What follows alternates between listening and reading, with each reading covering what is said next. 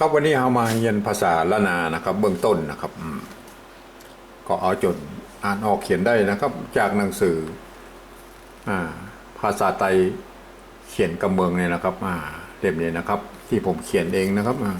เปิดหน้า11เลยนะครับวันนี้นะครับวรรคปะนะครับวันนี้จะขึ้นวรรคปะนั่นเราเรียนไม่ได้4 วันแล้วนะครับก็ได้ไป4 วรรคแล้วนะครับวรรคปะนะครับวันนี้ของเดิมก็มาทบทวนก่อนนะครับกะขะกะขะงะนะครับจะชะจะชะยะละตะละทะดะละทะละนะตะทะตะทะนะนะครับวันนี้จะขึ้นวรรคที่5นะครับก็คือวรรคปะนะครับวรรคปะเอามาดูเลยนะครับวรรคปะนะวรรคปะก็คือขึ้นต้นด้วยตัวปะนะครับอันนี้คือปะป้อมนะครับปะป้อมนะครับในโบราณเบอร์เขียนนี้นะเป็นตัวปะป้อมนะครับตัวนี้เราครับอันนี้มันปะหางยาวนะครับสร้างขึ้นมาทีหลังนะครับสร้างขึ้นมาทีหลังนะครับปะป้อมนะครับอันนี้คือปะป้อมนะครับกระจายแทนตัวบะเลยนะครับบางทีมันเป็นตัวบะเป็นตัวปะในภาษาบาลีก็อย่าไปซับซ้อนนะครับต้องวิเคราะห์กันถูกนะครับตัวนี้อ่านว่าปะนะครับตัวนี้อ่านว่าปะนะครับปะเสียงจัตวานะครับบางที่พวกเขาเขียนอย่างนี้มันก็เป็นปะนะครับปะมันมีมตัวนะครับปะมันมีมตัวเสียงตีนะครับปะมันเสียงจัตวานะครับตัวนี้เสียงจัตวาปะนะครับใจตัวปอปาเนี่ยนะครับมาปรับเทียบนะถ้าเป็นภาษาบาลีก็ใจตัวบอใบไม้นี่นะครับมาปรับเทียบมันเป็นตัวนี้นะครับบางครั้งเนี่ยเขียนเป็นภาษาบาลีนี่เป็นปฏิวัติแบบที่1ที่2เป็นบาลีเนี่ยบนก็จะเขียนเป็นเอาบอใบไม้เขียนเนี่ยจะเป็นเป็นป้าป้อมนะครับมัน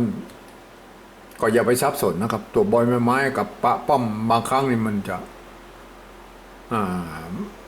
วันหลังเขาจะอู้กันนะครับมันเพราะว่ามันจะต้องผ่านเสียงแล้วมันก็จะอู้ยาวหูว่ามันเป็นตัวบะนี่นะครับตัวบะก็ใจแต่ใจตัวปะป้อมตัวปะป้อมมีตัวปะหางยาวด้วยมันมีหลายตัวนะครับอย่างนี้นะครับเพราะนั้นก็จำไว้เป็นเบื้องต้นก็แล้วกันว่าตัวปะเนี่ยนะครับก็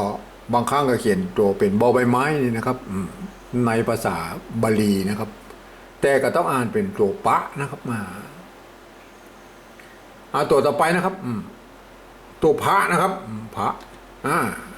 อันนี้อ่านว่าพระนะครับพระอ่านว่าพระนะครับพระเสียงจัตวานะครับ2 ตัวนี่เสียงจัตวานะใจตัวพอพึ่งนะครับมาปรับเทียบเป็นตัวนี้นะครับเห็นไหมครับ2 ตัวนี้เป็นเสียงจัตวานะครับ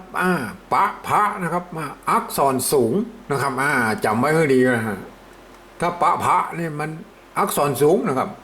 ถ้าเป็นเสียงตีอักษรต่ำนะครับปะพะปะตัวนี้แหละคือปะนะครับปะตัวนี้คือปะเสียงตีนะครับ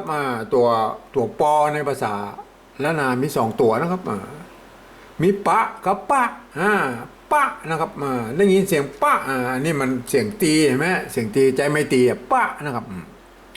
มันมีปะกับปะนะครับมันมี2 ตัวนะครับอย่าไปซับซ้อนนะคือจะต้องเขียนให้ถูกนะครับจะต้องอ่านให้ถูกตามภาษาไทยนะครับปะกับปะนะครับเห็นไหมตัวนี้ก็ใจตัวยืมตัวพอพานนะครับมาปรับเทียบเพื่อเป็นตัวนี้นะครับในการเขียนภาษาปริวัติแบบ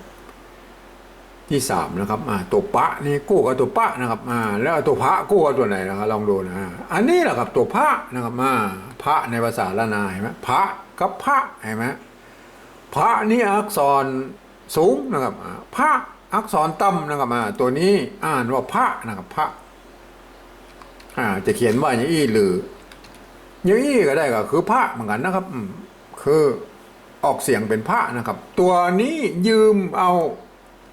ตัวพ่อพระพ่อสำเภานะครับมาปรับเทียบมันเป็นตัวนี้นะครับ